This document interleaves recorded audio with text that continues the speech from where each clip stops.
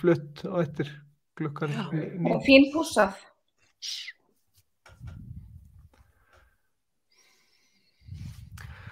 Já, góða kvöldið og verið velkomin í þáttinn Leigjandinn lífið á leigumarkaði. Ég heiti Guðmundur Hrafn og ætla að vera með ykkur í þessum þáttum hérna fram á vorið.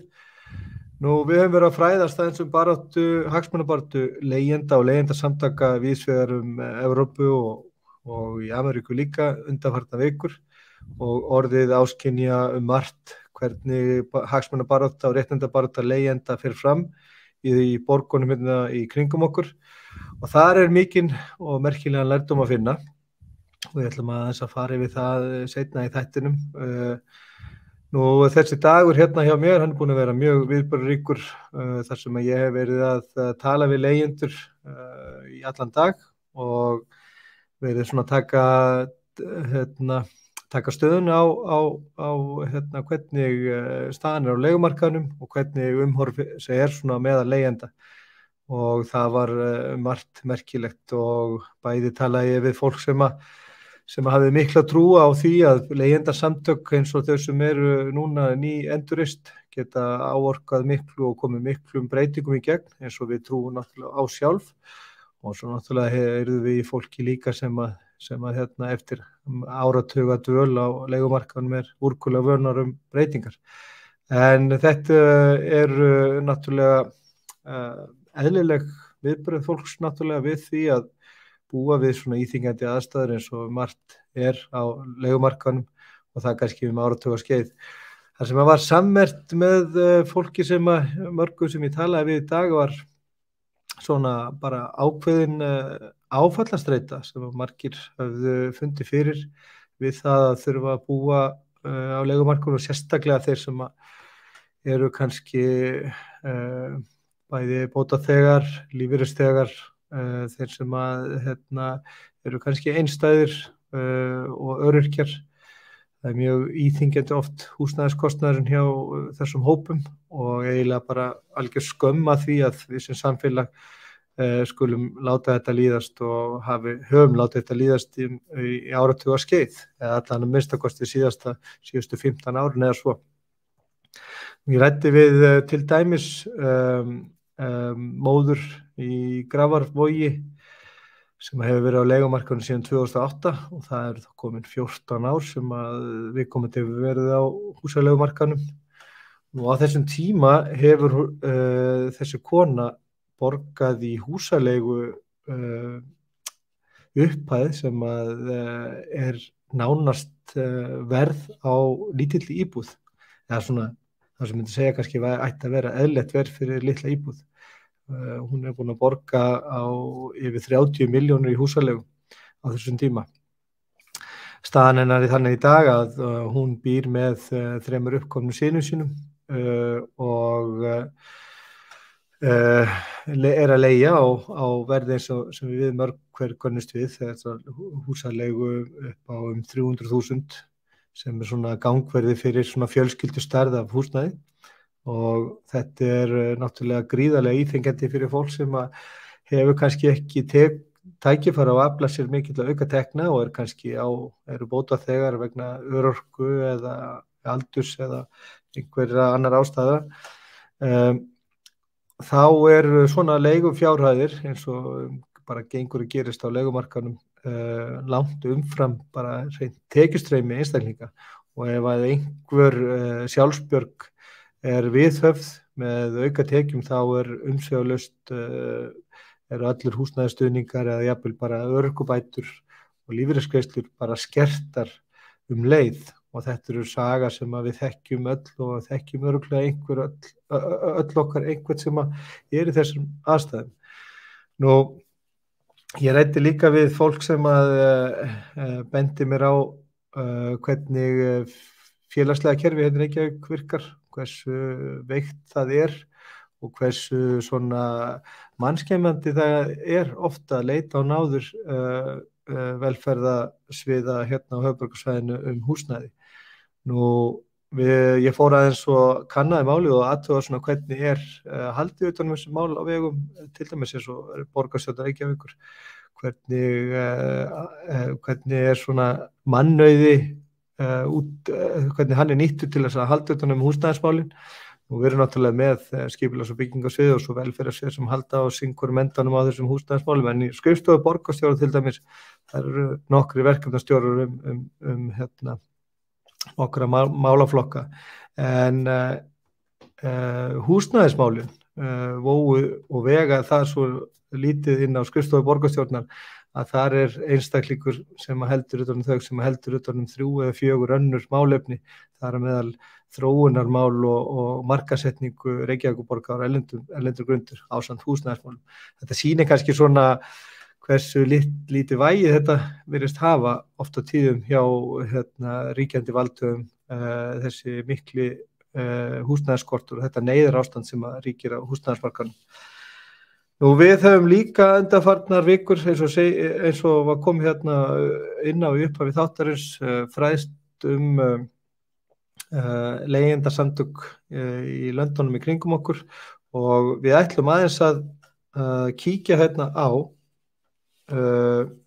fræðast aðeins nýja leigulöggjöf sem var samþykkt í Barcelona í Katalóníu fyrir það bil 1,5 ári síðan. Það eru september 2020 sem þessi löggjöf samþykkt og hún komin til framkvæmda og hann haldið hjá skrifstofu á vegum katalónsku heimastjórnarinnar, ákveðin skrifstofu stofnunar sem sér húsnæðismál.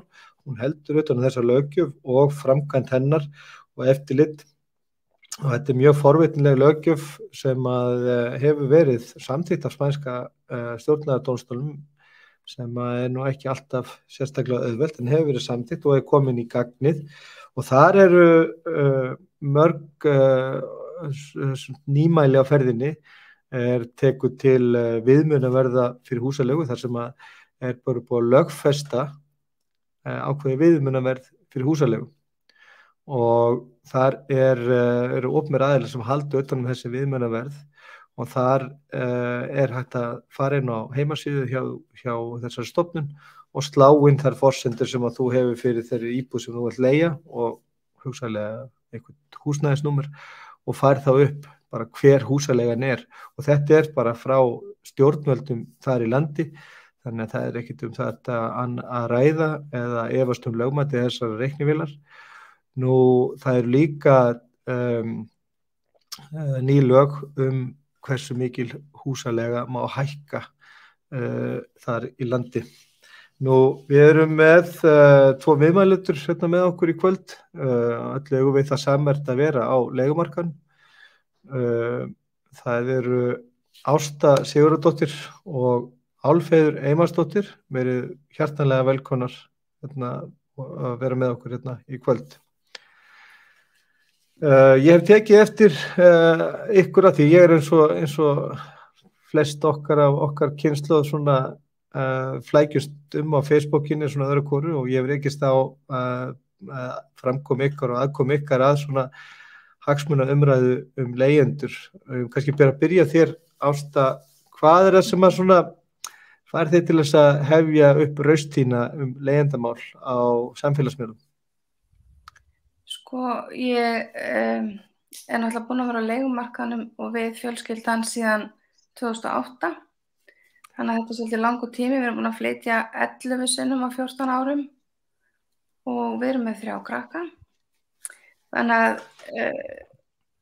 við erum voðalega þreytt á því að hafa ekki öruggt húsaskjól og það það sem að mér finnst bara mjög mikilvægt að heilbrigt samfélag tryggi, það öruggt húsaskjól fyrir fólk, sérstaklega með börn. Hafið þið getað búið innan sama hverfisins? Ég deili svolítið þessari söguðinni. Ég hef nú ekki flutt sjálfur alveg svona oft en ég hef búin að flytja 6 sinnum og hef verið að flytja milli hverfa. En hvernig hefur verið hjá þér, Ásta? Hefur getað búið í sama borgarhlutunum eða hefur þetta þýtt að krakkarnir hafa þurft að skipta skóla og jafnvel íþróttafélög og annað? Já, það nú það sem sko. Við fórum nú til Noregs, vorum þar í 4 ár eftir hrunið, fórum illa út úr því og vorum þar í 4 ár þannig að elsti sonur minn búinn að fara í held ég 6 grunnskóla og síðan það náttúrulega þannig að við höfum getað verið svo stutt á hverjum stað, við höfum verið mjög óheppin hvað það varðar að eins og undanfarið þá höfum við verið 1 ár á hverjum stað og þar sem við erum núna, við erum búin að missa húsnæði sem við erum í núna og erum að fara að flytja í þessum mánuði og þá þurfum við að fara úr hverfinu því það ekki til í hverfinu og börnin þurfa að skipta skóla einu svona enn. Já, og þetta líka kannski eins og ég kom inn á í einu viðtali sem ég fór nú sjálfur í þessi faldi kostnaður sem við að vera sífellt að flytja. Það þessi óbóðslega vinna sem fer bæði fyrir og eftir flutning og það jafnvel verið að þurfa að losa sig við húsgögn og kaupa nýtt og svona vegna þess að það passar ekki inn og svona. Það þetta ekki bara óbóðslega íþykjandi vegna óöryggis og ónæðis heldur þetta gríðarlega mikil vinna sem fer í flutningi. Það svo margt og bara hvað dýrt að flytja í hver skipti. Við vorum nú einmitt bara í dag að taka myndir af húsgögnunum og ætlum að reyna að losa okkur við það því að við fengum íbúð með húsgögnum núna og þannig að já, þetta svo margt sem í þessu. Finnst þér ástandi hafa breyst einhvern veginn á þessum tíma sem þú hefur verið leigjandi? Finnst þér þetta hafa versnað ástandið? Ég veit það ekki, það hefur verið voða misjafnt varðandi það hvert maður getur leitað eins og sem maður lendir í vandræðum með leigusala. Núna eru náttúrulega leigjendasamtökin sem betur fer að styrkjast og eins höfum við getað leitað til hagsmunasamtaka heimilanna sem hafa aðstofað okkur mikið því að leigusalarnir hafa verið allavega. Þannig að ég veit ekki alveg hvað skal segja með það. Já, en þú ert að segja þið hafið flutt 11 sinnum á þessum 14 árum. Já. Þetta sem sagt, þá hafið þið verið inn á einkamarkaðnum. Já. Finnur eitthvað mun á því að vera inn á einkamarkaðnum í dag varðandi til dæmis eins og með leiguverð? Þú hefur náttúrulega þurft að sem sagt, eða upplifa þessa breytingu mikla sem hefur orðið á leigumarkaðnum undanfarinn áratug, þannig að leigjendum hefur fjölgað næstum 100% og Já, leiguverð náttúrulega svakalega hátt og síðast þegar við fluttum þá lögðum við mikið á okkur að vera í sama hverfi, þannig að í raun fórum við í allt og dýrt húsnæði til þess að þurfa ekki að flytja okkur úr hverfi og vorum búin að byrja að safna í sjó til að kaupa en við ákvaðum að taka þann pól í hæðina leyfa börnunum að vera í hverfinu og tókum því bara mjög dýrt húsnæði. Þannig að það náttúrulega rosalega dýrt að vera í leigu og það líka svo dýrt að vera alltaf að flytja, það mjög dýrt. En þetta gömul sagan við sem erum á leigumarkaðnum og erum með fjölskyldur og heimili, við náttúrulega látum svona stöðu heimilisins alltaf verið í forgangi og þetta náttúrulega þær forsendur sem að leigumarkaðurinn byggist upp á, það að þessi frumþörf okkar til þess að skapa öruggt og heimili og umgjörðin kringum okkar fjölskyldu, að það þetta sem verið að virkja á leigumarkaðurinn með því að skapa þennan mikla skort og þessa miklu neyð.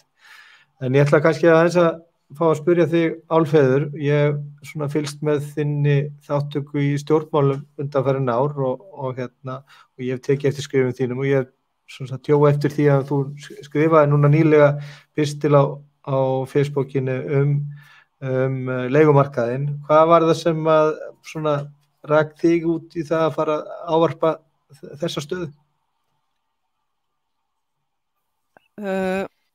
Já, ég hef nú talað í raun og veru stöðu leigjenda og bara húsnæðismála fjölskyldna í landinu allt frá hruni. Ég á kannski svipaða sögu ykkur og ekki flutt jafn mörgum sinnum en ég missi sem sagt mitt húsnæði í hruninu. Ég barðist eins og ljón og ætlaði að halda eigninni, einstæð móðir með 2 börn og vissi það alveg að ég myndi ekki geta staðið við fjárhagslega skuldbindingar á almennum leigumarkaði, þannig að ég barðist eins og ljón en gafst svo upp áramótin 2014 til 2015 og íbúðin fer á uppboð og ég búin að vera á leigumarkaði síðan, þannig að það eru komin að verða 7 ár. Og þeir voru nú að tala einmitt að mikilvægi þess fyrir börnin að vera í sama hverfi, en ég þurfti að fara af höfuðborgarsvæðinu. Ég hafði ekki efni á því að leigja þar og er sem sagt búin að búa á Selfossi núna. Ég verður 7 ár. En þetta er bara graf alvarlegt mál og ég viðraði það nú við mína félaga í stjórnmálum, bara úr ýmsum flokkum, að það ætti bara að lýsa yfir neyðarástandi í húsnæðismálum en það tók enginn undir það og sagði það nú eitthvað hvað þýðir neyðarástandi í húsnæðismálum og leigumálum og ég sagði að það væri bara neyðarástand, það yrði bara eitthvað að gera. Við höfum til dæmis eftir Eyjagosið komið upp viðlagasjóð, Alþingi gerði það og það verður reist hús hér víða land til þess að bjarga því sem þurfti að bjarga þá. Og það til dæmis eitt sem felst í neyðarástandi að þú bregst við. En við fáum engin viðbrögð. Þessi litlu viðbrögð sem við höfum fengið að þau hafa bara ekki dugað. Og mig langar að minna á í sambandi við leigumarkaðin, ég er endar með mjög góðan leigusala núna, geta ekki kvartað, en ég þurfti fyrst sinn að flytjast bara inn á vin minn, skiljið, og það eiga ekkert allir vini eða fjölskyldu eða ættingja sem þeir geta lagst upp á, en einn þröskuldurinn inn á leigumarkaðin sjálfan er þessi trygging og fyrirfram greiðsla leigu sem getur numið alltaf 1 milljón bara við að koma þér í hús. Já. Ég til dæmis bara, mín saga þessi þegar ég er að byrja að stofna mitt svona eigið heimili eftir hjónaskilnað fyrir 8 árum síðan, að þá þurfti ég að borga 3 mánuði í tryggingu og svo borga fyrsta og síðasta mánuð, þetta voru 5 mánuðir og þetta voru tæplega 1,5 milljón sem að ég náttúrulega tók mig bara næstu í heilt ár að skrapa þessum peningu saman bara til þess að kaupa mér aðgang að leigumarkan og kaupa mér aðgang að okkur leigu og þetta hefur bara síst skánað síðan en já, þú kallar eftir því að vera lýst yfir neyðarástand. Ég bara verð að taka undir það með þér Álfheiður að það ríkir ákveðið neyðarástand og ég fór yfir í byrjun þáttarins að ég átti samtal við fjölmarga leigjendur í dag og það var bara eins og þú lýsir, það bara ríkir þarna úti hálfgerð neyðarástand og það við að koma mjög illa fram með fólk og þarna verið rauninni byggja svona hagvöxtin sem við fáum í gegnum byggingariðnaðinn á þessari neyð leigjenda vegna þess að stór hluti þeirra sem eru á fasteignamarkaðnum, þess að kaupendur á fasteignamarkaðnum eru lögaðilar, húsaleigufélög, eignafólk og fjárfestar sem vera sópa til sín eigum til þess að leigja út vegna þess að það ábata samans og arðsamasta fjárfestingin sem finnst á Íslandi í dag, það að kaupa sér fasteign til húsaleigu og þetta við að virkja þessa neyð sem við tala og þetta bara siðferðislega rangt og eiginlega alveg ótrúlegt að velmeinandi landar okkar skulu vera að koma samferðarfólki sínu í þessa ómögulegu stöðu og taka þátt í þessu.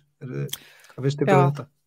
Já, ég verð að segja fyrir mig að þegar ég heyri stjórnmálamenn tala og það eru ekki bara sveitarstjórnarmenn á höfuðborgarsvæðinu heldur víðar, til dæmis hér í Árborg líka, að það vísað á Bjarg leigufélag og en Bjarg leigufélag bjargar bara ekkert öllu. Við þurfum að ráðast að þessum vanda úr svo mörgum áttum.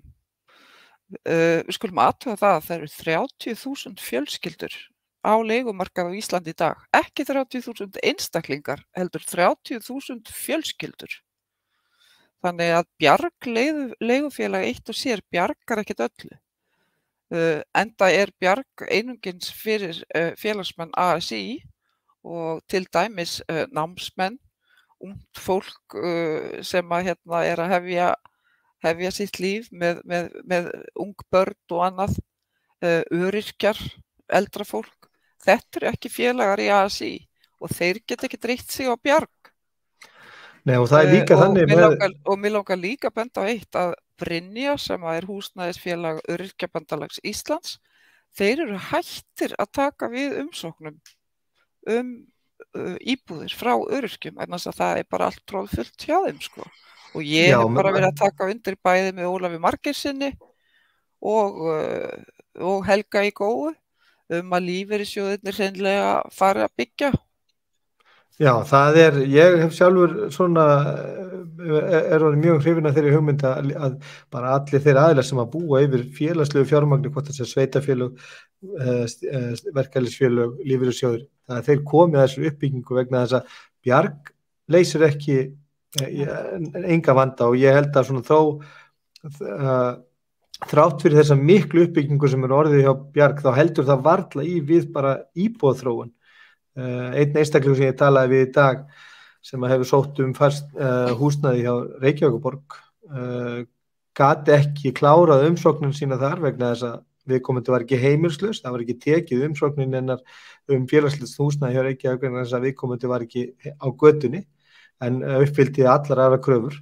Nú viðkomandi hafði sótt hjá Bjargi og númer 1200 þar í röðinu, og með við uppbyggingarhraðan þar að þá ætti hún kannski kosta að komast inn eftir svona 7 til 8 ár, og þá búin að borga aðra 20 milljónir í húsaleigu. Þannig að þetta ástand sem að þarf að ráðast á með miklum krafti og víða af. Hvað segir þú, Ásta, hefur þú átt kosta því að sækjum félagslegt húsnæði á þínum tíma sem leigjandi? Nei, sko ég held að ég sé bara of tekjuhá, en hins vegar sko þá eins og varum að tala þá húsaleiga bara það dýr að það ekki svo auðvelt að safna sér fyrir útborgun í íbúð, sko. Þannig að ég hef ekki gert það. Nei, en þú ert á tekjuhá til þess að sækja í félagslega húsnæði, það nú kannski heldur ekki mikið það. Það náttúrulega sorglega lítið af félagslega húsnæði sem rekið eða byggt á höfuðborgarsvæðinu, og þrátt fyrir að vera með gott tekjustreymi og ágætis svona efnahagslega stöðu, þá situr stór hluti af fólki bara fast á leigumarkaðnum vegna þess að það ekki nokkuð kostur fyrir fólk að safna sér fyrir þessari útborgun, eða þessi hindrun sem útborgun, og þetta svona þríþætt hindrun, það að segja það lánstraust, það greiðslumat og útborgun. Þetta svona 3 stóru hindranir sem notaði til þess að halda þessum fjölda. Þetta náttúrulega gríðarlega verðmætaskapandi fjöldi, það skapar mikið verðmæti fyrir fáa, og en það líka, maður spyr sig líka bara, sko, hversu eðlilegt það að leigjendur borgi húsnæðið fyrir eigendurna? Já, þetta náttúrulega bara grundvallar spurning, og ætti eiginlega bara að ávarpa Íslendinga og þá sem að eiga húsnæðum í útleigu. Við kannski getum ekki ávarpa stóru leigufélögin, en einstaklingar sem eru með húsnæði í útleigu kannski nokkur, hversu réttlætt það að aðrir sjáum að kaupa húsnæði fyrir þá, og jafnvel kannski á skemmri tíma heldur en að tekur að borga upp lánin, vegna þess að það svo oft, ég veit ekki hvort þið þekkið það, en í mínu tilviki þá veit ég bara fyrir víst að það húsnæði sem ég hef leigt að fjármagnskostnaður af þeim íbúðum sem ég hef leigt á einkamarkaði, hann miklu lægri heldur en leigan sem ég þurft að borga. Er það eitthvað reynsla líka? Já. Hvað Ásta, þegar þú á þínum tíma sem leigjendur þá hefur þú verið að leigja þá í íbúð svona ákveðin fjölskyldu stærð, Já. þá svona 3, 4, 5 herbergja íbúðir. Já.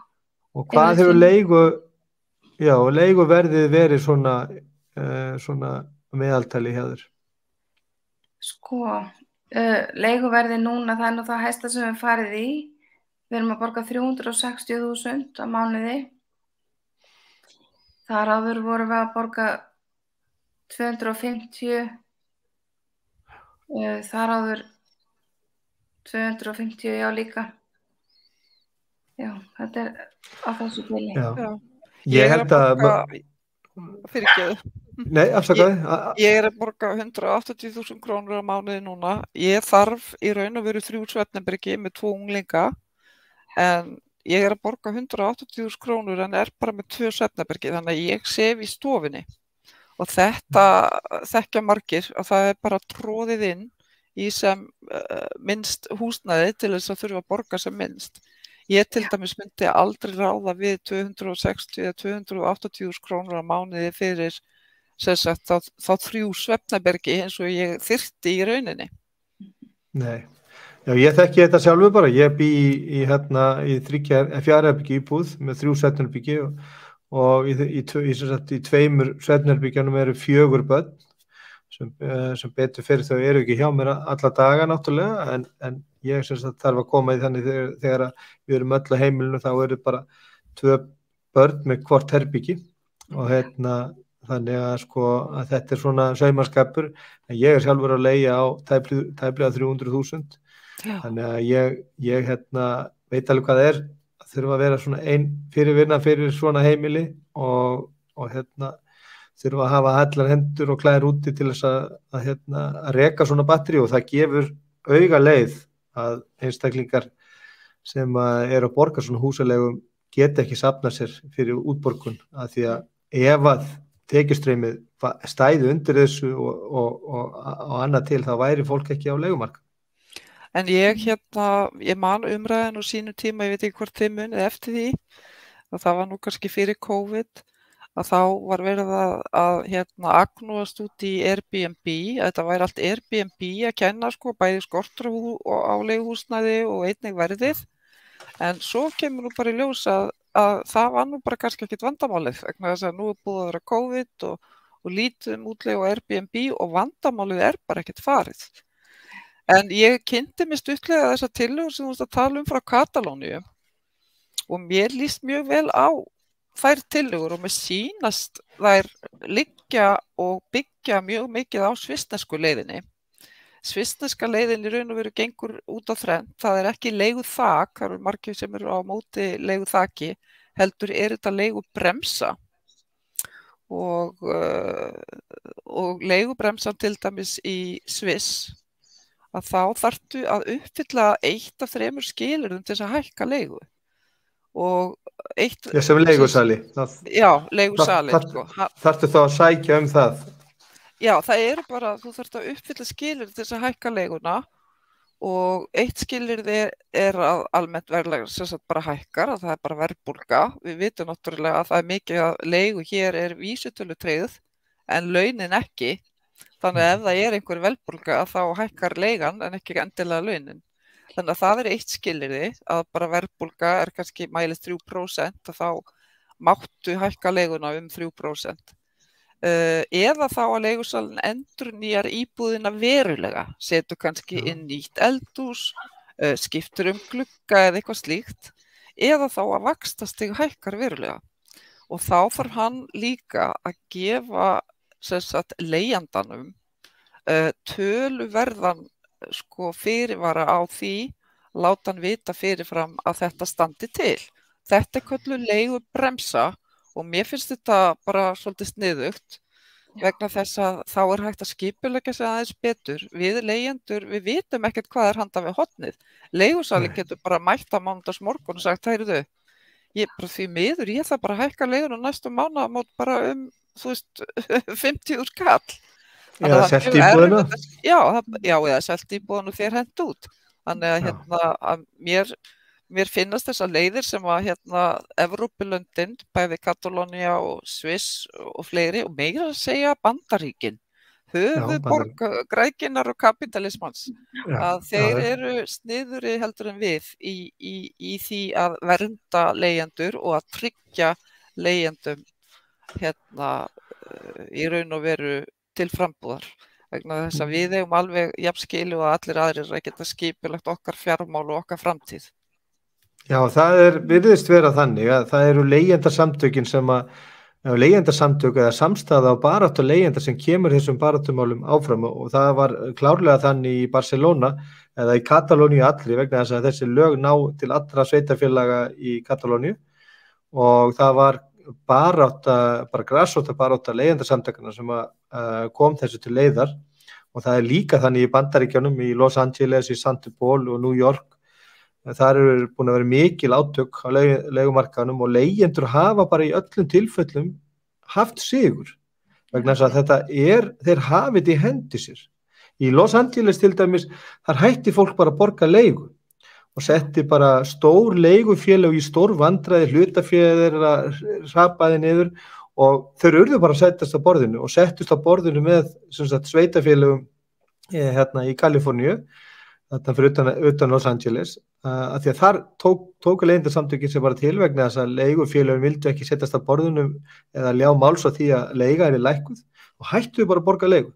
Þetta hefur verið gert, mikil saga þetta til dæmis í Barcelona, og það var eitt af því sem að kvenkyns leigjendur í Barcelona, þegar þessi barátta að hefjast fyrir 4-5 árum síðan, fyrir þessu leiguþaki og þessi viðmiðunarverði, þá vísuðu þessi samtök til þessara leiguverkfalla sem hefði átt sér stað í sögunni sem eitt af baráttutækjanum, og það og vísuðu bara í það að í sögunni hafa leigjendur í Barcelona notað þetta nokkur sinnum, þar sem bara hætta að borga leigu og sett á stór leigufélög bara í mikið uppnám, vegna þess að greiðslustreymi til þeirra má ekki raskast mikið.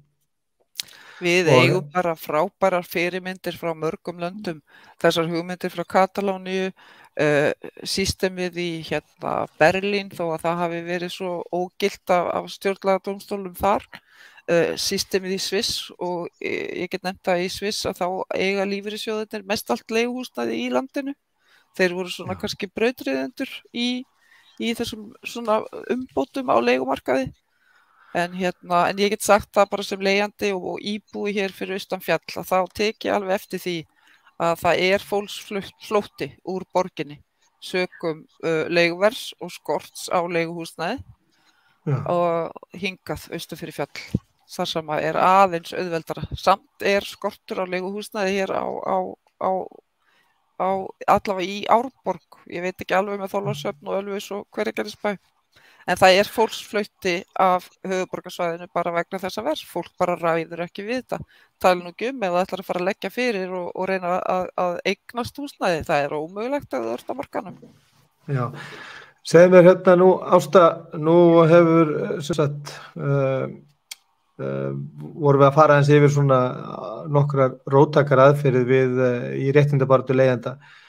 Telur þú svona af reynslu þinni að dæma og svona stöðu þinni og hvernig staðan á leigumarkaðnum og almennt bara húsnæðismarkaðnum, að það þurfa að koma til róttækar aðgerðir til þess að bæði að hreyfa við þeim sem að stjórna markaðnum og þeim sem að fara með löggjafarvaldið? Já, bara ekki spurning. Það þarf að gera eitthvað mikið bara, og eins og hún var að segja áðan á því að það svo víða, maður sér það bara í nágrannalöndunum að fólk ekki í þessu óöryggi eins og hér. Þannig að það alveg fyrirmyndir sem hægt að líta til. Já, við náttúrulega held ég að frumforsenda fyrir bættir og góðri leigenda menningu á Íslandi séu sterk leigjendasamtök sem eru þá í forsvari fyrir leigjendur og tala til og ávarpa leigjendur fyrst og fremst, og svo náttúrulega svona bandalag við verkalýðshreyfinguna og velferða og félagsleg öfl innan sveitarfélagana. Held að sé að þessi þrír aðilar þurfa að koma saman og knýja á mikla breytingar.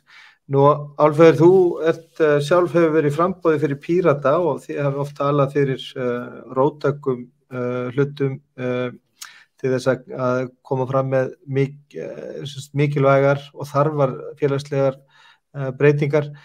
Hvernig líst þér á eins og varst að fara yfir svona baráttu leigjenda eins og þetta með þú nefndir hérna rétt áðan baráttu leigjenda í Þýskalandi. Ég veit að það var stjórnlagadómstóllinn í Þýskalandi felldi niður rétt Berlínarborgar til þess að setja á leiguþak. Vildi meina að Berlínarborgar hefði ekki lögmæti eða svona umboð til þess að dæma í þessu. Þannig að þetta í einhverju ferli, en leigjendur í Berlín kusu í síðustu þingkosningum heimild fyrir Berlínarborg til þess að félagsvæða eða þjóðnýta stór leigufélög og það var samþykkt með miklu meirihluta. Hvernig líst þér á svona hugmyndu? Nú Barcelonaborg líka með þessa heimild til þess að þjóðnýta íbúðir sem að standa auðar. Hvernig líst þér á svoleiðis verkfæri? Já, ef það standa auðar, Berlínarborg náttúrulega eitt sveitafélag og stjórnlagadómstóllinn í raun að vera að dæma þessa efnis að þeir hafi ekki leyfi til, þetta svona svipað eins og Reykjavíkurborg ákveddi leiguþak bara í Reykjavík, en síðan kæmi Alþingi og sagði, heyrðu, þið hafið ekki leyfi til þess að gera þetta, það Alþingi sjálft verður þá að samþykkja lög fyrir allt landið fyrir þessa heimild.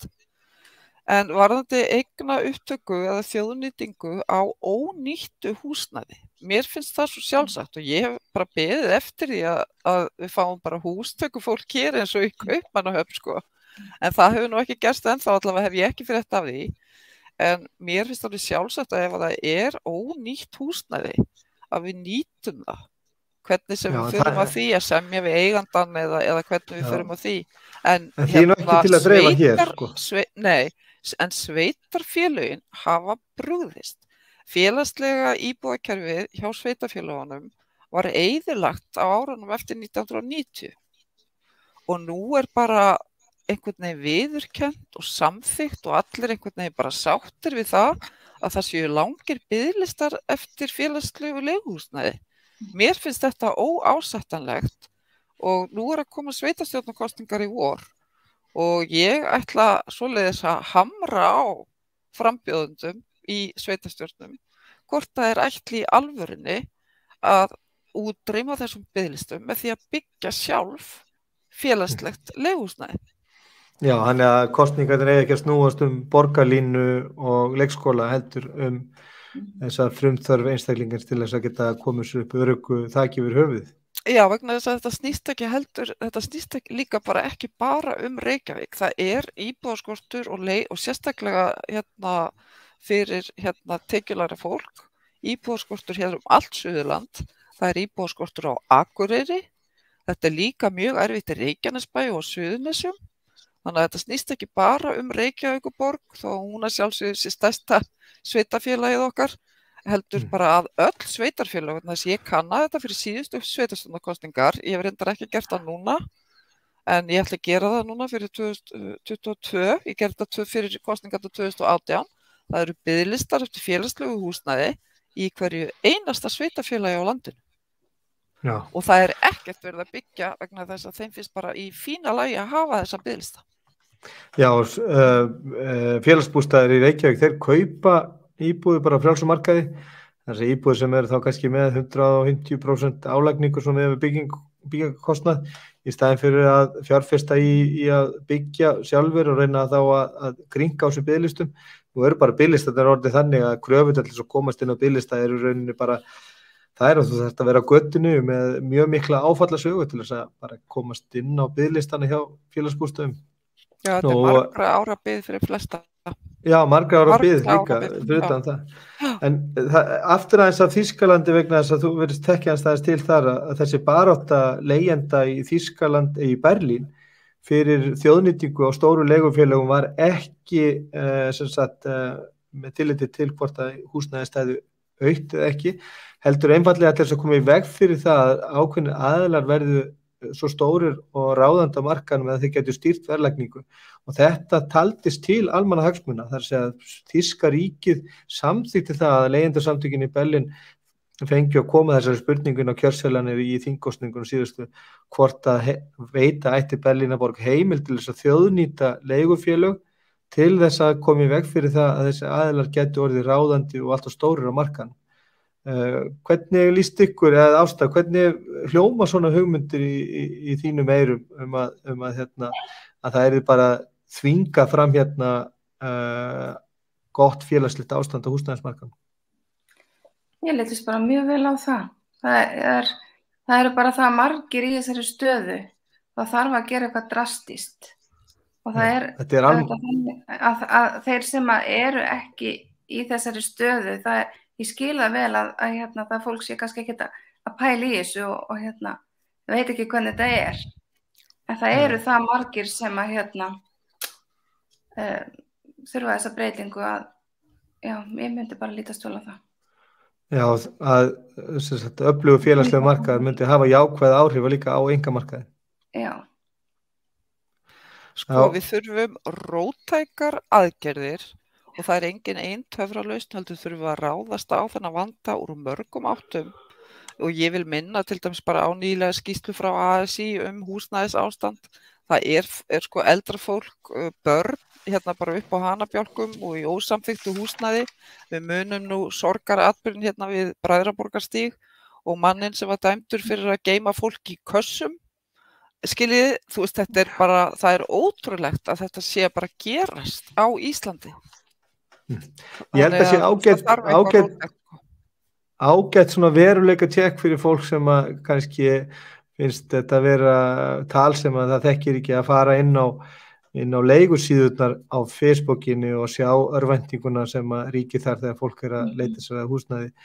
En ég ætla bara þakka ykkur kærlega fyrir spjallið, Ásta og Álfheiður, takk fyrir að vera með okkur og formilegt og gott fyrir okkur að fá að heyri ykkur, bæði sem einstaklinga með sterka og ríka réttlætiskennd og skoðun á leigumarkaðnum og svo reynslu ykkur bara sem leigjendur.